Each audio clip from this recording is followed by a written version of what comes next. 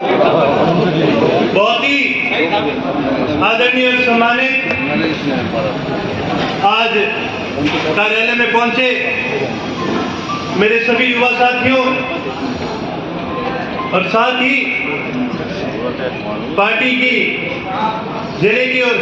प्रदेश की सभी कार्यकारिणी के सभी साथीगण, सबसे पहले जी यहाँ पहुंचने पर मैं आप सभी को धन्यवाद कहना चाहूंगा। जिस प्रकार इस मान और सम्मान के साथ आप सभी ने हमारा सबका स्वागत किया है, उसके लिए तहे दिल से आप सभी को बहुत बहुत धन्यवाद है।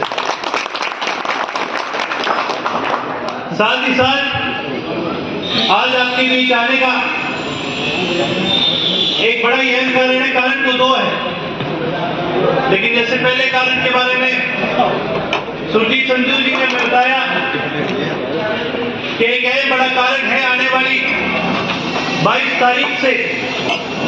हरियाणा में चौधरी अभय सिंह जी ने संकल्प लिया है कि एक परिवर्तन पदयात्रा की शुरुआत होने जा रही है। और इस पदयात्रा को परिवर्तन पदयात्रा इसलिए कहा गया है क्योंकि आज हरियाणा प्रदेश के अंदर सबसे ज्यादा जरूरत एक परिवर्तन की।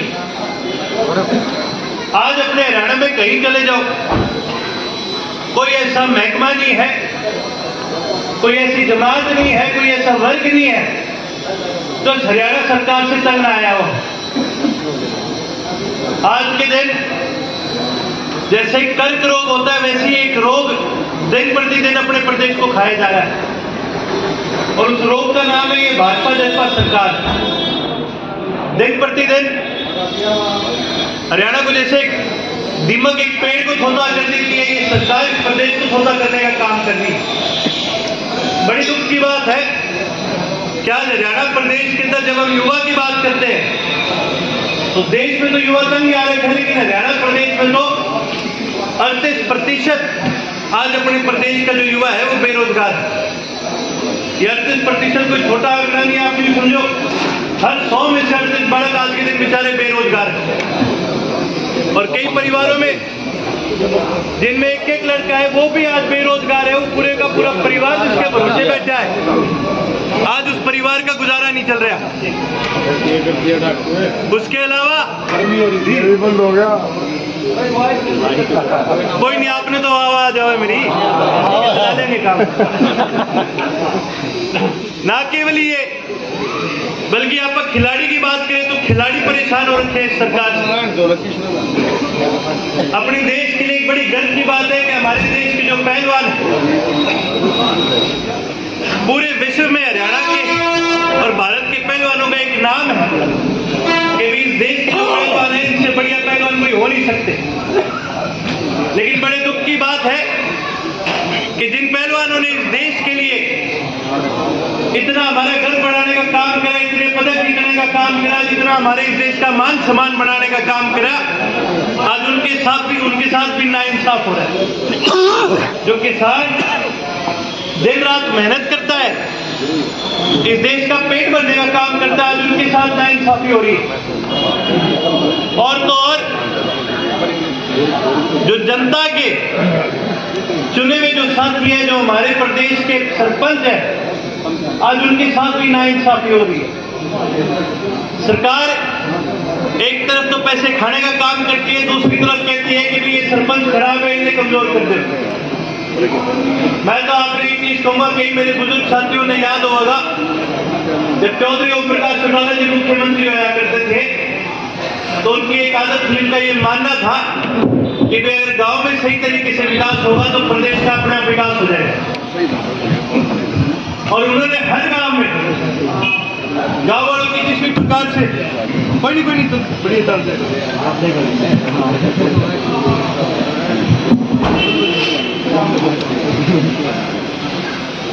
कहीं पर भी चौधरी प्रकाश चौटाला जी जब मुख्यमंत्री हुआ करते थे, किसी गांव में भी जाया करते थे, भले ही वो सरपंच अपनी पार्टी का हो, किसी पार्टी का, लेकिन ऐसे कि ये अगर गांव में यूं क्या करते कि जी हमारे गांव में की काम कराने वाले आप पंचायत में पैसे दो, तो खुली छूट दिया करते थे पंचायत। सरपंचों को उन्होंने खुली छूट देने का काम करा कि भाई जितना ज्यादा हो सके अपने गांव में विकास कराने का काम करो। पर आज के दिन जो ये सरकार है इसने जो ई टेंडर बना के आज गांव के लोगों को कमजोर करने का काम करे, गांव के सरपंचों को कमजोर करने का काम करे। और इससे कई दुख की बात हो सकती है कि जहां पर हम उम्मीद करते हैं, लोग सोचा करते हैं कि सरपंच सरकार के साथ चलते हैं ताकि गांव के अंदर काम हो, उसके आज सारे हरियाणा में कोई एक ऐसा सरपंच नहीं होगा जो इस सरकार के खिलाफ हो। तो मेरा तो आपसे यही अनुरोध है कि भी अगर हरियाणा प्रदेश के अंदर आप परिवर्तन चाहते हो, बदलाव चाहते हो, तो हमें ज्यादा से ज्यादा इंडियन नेशनल लोकदल को मजबूत करना पड़ेगा। अगर हरियाणा प्रदेश के अंदर जैसे चौटाला साहब का राज होया करता था उस तरह से विकास लेके आना चाहते हो, तो हम सभी को इकट्ठा होकर चौधरी अभय सिंह जी को और मजबूत करना पड़ेगा। और खास करके जो मेरे युवा साथी हैं, मेरा आप सभी से अनुरोध है कि ये वो समय है जब फैसला आपके हाथ में, कभी आप इस परिवर्तन को किस प्रकार से देखना चाहते हैं। जितनी भी हमारे कार्य करने के जितने भी सीनियर साथी बैठे, आप सबको पता होगा कि चौधरी ओम प्रकाश चौटाला जी का जब राज आया था वो केवल और केवल इनके संघर्ष की वजह से आया है। चाहे कहीं रेल रोको आंदोलन चला, कभी जेल भरो आंदोलन चला, बड़े चोई साहब की पद यात्रा थी, न्याय युद्ध चला, तो ये इनका संघर्ष है जिसकी वजह से आज जहां पर हमारी पार्टी जहां तक पहुंची है वहां तक पहुंच सकी। जो हमारे बुजुर्ग, जो हमारे सीनियर बैठे हैं, ये उनका खून और उनका पसीना है जिसने इस पार्टी को इतना मजबूत बनाने का काम किया। इन्होंने तो अपनी जिम्मेवारी निभाई और इतना मेरे को विश्वास है कि आगे भी बिना कहे अपनी जिम्मेवारी निभाने का काम करेंगे। इसलिए मेरे युवा साथियों से मैं कहना चाहूंगा कि आप भी इनसे प्रेरित हो, क्योंकि इन्होंने जो संघर्ष करा है उसका लाभ और उसका फल जो है वो हमको मिला है। आज हमारे हाथ में ये मौका है कि अगर हम सही तरीके से संघर्ष करें, और बड़े जो हिसाब तो हमेशा कहा करते थे संघर्ष सदैव सक्षम, जो संघर्ष करेगा वो आगे बढ़ेगा। आज आपका संघर्ष है, यदि आप सही पूर्ण रूप से इस संघर्ष को सक्षम करने का काम करोगे तो निश्चित तौर पर आने वाले का जो समय है वो आपकी सरकार का होगा, आपकी पार्टी की मजबूती का एक समय आएगा। इसलिए मेरे सभी युवा साथियों से खास करके आप सभी से मेरा निमंत्रण है कि आने वाली इस 22 तारीख को आप इस परिवर्तन पद यात्रा में जरूर हिस्सा लेने का काम करें और अपने प्रदेश के अंदर एक परिवर्तन लाने का काम करें। और ना केवल युवा साथियों को, मेरा तो अनुरोध है सभी किसान साथियों, मेरा अनुरोध है हर कर्मचारी को, मेरा अनुरोध है हर सरपंच को, हर मेंबर को, हर जिला परिषद के मेंबर को, कि यदि आप सही मायने में चाहते हैं कि अपने प्रदेश के अंदर एक परिवर्तन आए, प्रदेश के अंदर विकास आए, तो चौधरी अभय सिंह जी का हाथ पकड़ के उनके हाथों को और हमें मजबूत करने का काम करना होगा। साथ ही साथ आज एक और बड़े अहम कारण से आपके बीच आया। हाल ही में जब पार्टी की प्रदेश कार्यकारिणी की बैठक होती तो ये फैसला लिया गया था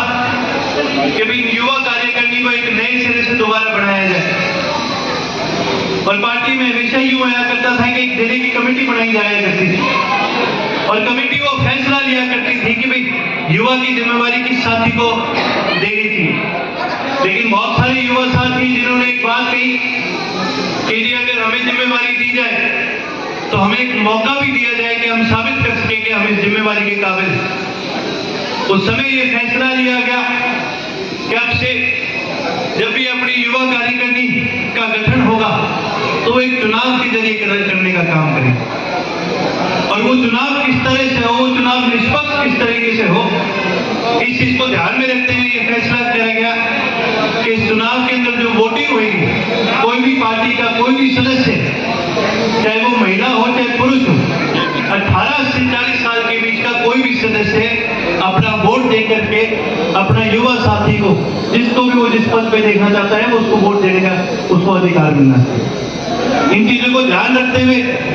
एक ऐप बनाएगी, एक यूथ एनर्जी के नाम से फोन के अंदर जो ये ऐप होती है, एक ऐप बनाएगी। कोई भी साथी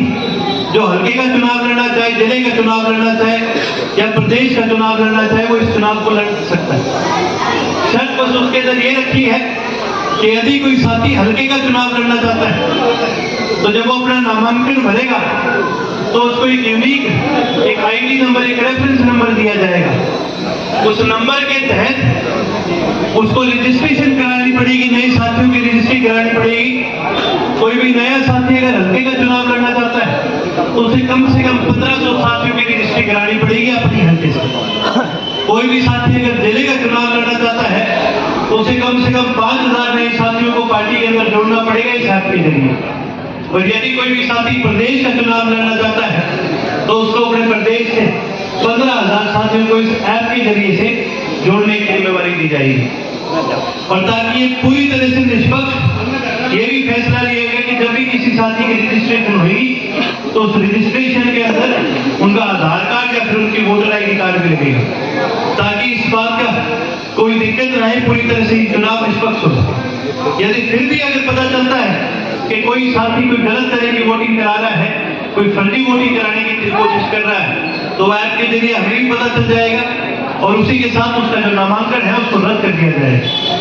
कोई भी साथी जो 18 से लेकर 40 साल की उम्र के बीच का है वो इस चुनाव को लड़ने का काम कर सकता है। इसलिए जितने भी मेरे युवा साथी है, मैं उन सबको ये चीज जरूर कहना चाहूंगा कि जब इंडियन नेशनल लोकदल का गठन किया गया था, जननायक चौधरी देवीलाल की हमेशा से एक सोच रही है कि हरियाणा का भविष्य हरियाणा के युवा के हाथ में होना चाहिए। उसी सोच को आगे बढ़ाते हुए इस ऐप को बनाया गया है, इस प्रक्रिया का गठन करा गया है। इसलिए मेरे सभी युवा साथियों से अनुरोध है कि आप इस ऐप के माध्यम से पार्टी के साथ भी जुड़े और नए साथियों को इसके साथ जोड़ने का काम करें। साथ ही साथ आपको एक और जिम्मेवारी दूंगा, क्योंकि हम युवा हैं, हम ज्यादा जिम्मेवारी भी ले सकते हैं, तो यही जिम्मेवारी और मैं आपको देना चाहूंगा कि हम ज्यादा से ज्यादा साथी एक दूसरे को साथ लेकर के पार्टी दफ्तर में लिस्ट देने का काम करें। जो भी साथी जननायक चौधरी देवीलाल की उनकी जो नीतियों पर चलते हुए ये परिवर्तन पद यात्रा का गठन किया गया है, इसका फैसला किया गया है, जो भी इस परिवर्तन पद यात्रा में शामिल होना चाहते हैं, आप सभी अपना नाम और नंबर पार्टी कार्यालय में दे सकते हैं और इस पद यात्रा में पहले ही दिन से आप हमारे साथ शामिल होने का काम कर सकते हैं। आप सभी आए, आपने मेरी बात सुनी, मेरे को इतना मान और सम्मान दिया, उसके लिए तहे दिल से आप सभी को मैं धन्यवाद कहना चाहूंगा। बात तो नहीं की और है, बड़ी लंबी चल सकती है, लेकिन आप यहाँ पर दोपहर से बैठे हैं और अब तो शाम का समय, ठंड का समय है, मैं आपका ज्यादा वक्त नहीं लूंगा। लेकिन जाने से पहले एक बार आप सभी से मेरा अनुरोध है, एक बार आप मेरे साथ भी मिलकर के नारा जरूर लगाएं, जननायक चौधरी देवीलाल अमर रहे, चौधरी ओम प्रकाश चौटाला जिंदाबाद, चौधरी अभय सिंह चौटाला जिंदाबाद, इंडियन नेशनल लोकदल जिंदाबाद। आप सभी आए, आपने हम सभी को इतना मान और सम्मान दिया, उसके लिए तहे दिल से आप सभी को बहुत बहुत धन्यवाद है जी। राम राम जी।